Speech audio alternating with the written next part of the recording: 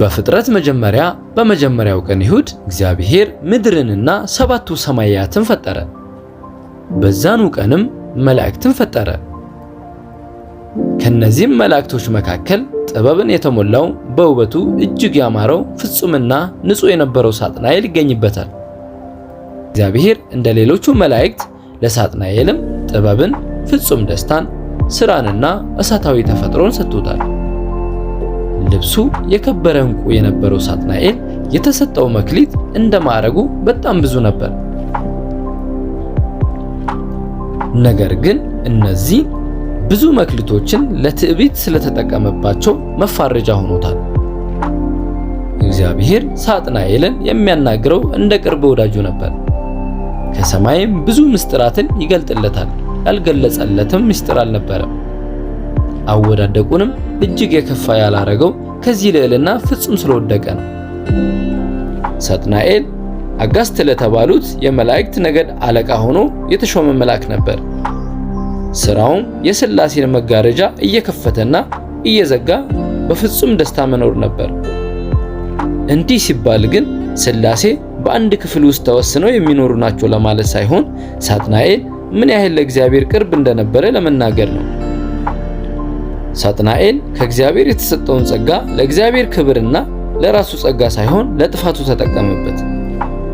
አሁንም እየተጠቀመበት ይገኛል። ይህ ጥበብና በረከት ከእግዚአብሔር የተሰጠው ነበር። ነገር ግን የራሱ እንደሆነ አስቦ ውስጡ በትዕቢት ተሞላ። በማዕረግ ከሌሎቹ መላእክት ይልቅ ከፍ ያለ ነበር። ነገር ግን በዚህ ማዕረጉ የሌሎች መላእክት ፈጣሪ እንደሆነ አስቦ ታበየበት።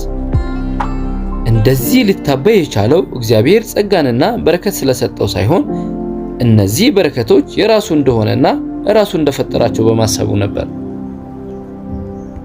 የሳጥናኤል ውድቀት። እግዚአብሔር መላእክትን ፈጥሮ ያውቁ ዘንድ ተሰወረባቸው። እርስ በርሳቸውም አንተ ምንድነህ? ከየት መጣ? ተባባሉ። እነርሱም አመጣጣቸው ከየት እንደሆነ እንደማያውቁ ተነጋገሩ። ታዲያ ማን ፈጠረን እያሉ መጠያየቅ ጀመሩ። ሳጥናኤልም ከእርሱ በላይ ማንም እንደሌለ ባየ ጊዜ ይህ ሕዝብ ፈጣሪውን አጥቶ ተጨንቋል እና እኔ ፈጠርኳቸው ብዬ ፈጣሪነትን በእጄ ሊያዝ ብሎ አሰበ። አስበው አልቀረም፣ እኔ ነኝ የፈጠርኳቸው አላቸው።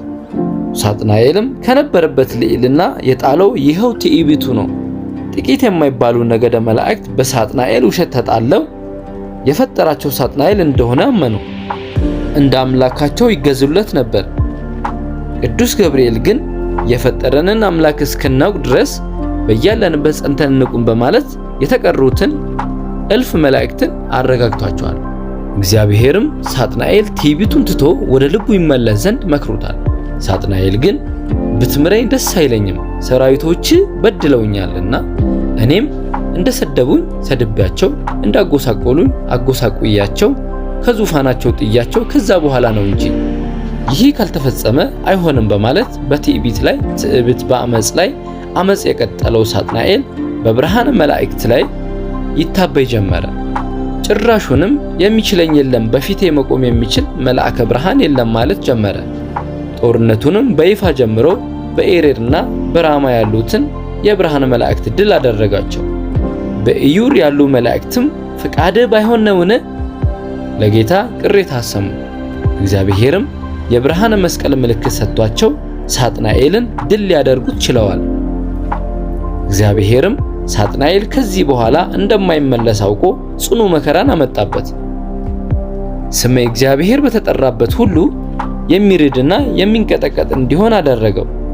ዕውቀትን፣ ፍቅርን፣ ትህትናንና ትዕግስትን ነሳው። ስሙም ሰይጣን ዲያብሎስ ወይም ጋኔን ተባለ። በመጨረሻም ጌታ ባዘዛቸው መሰረት የብርሃን መላእክት እያዳፉት፣ እያሽከረከሩት፣ እየገፉት አሉት። እርሱም እንደ ድንጋይ እየተንከባለለ ከክብሩና ከልዕልናው ወደቀ።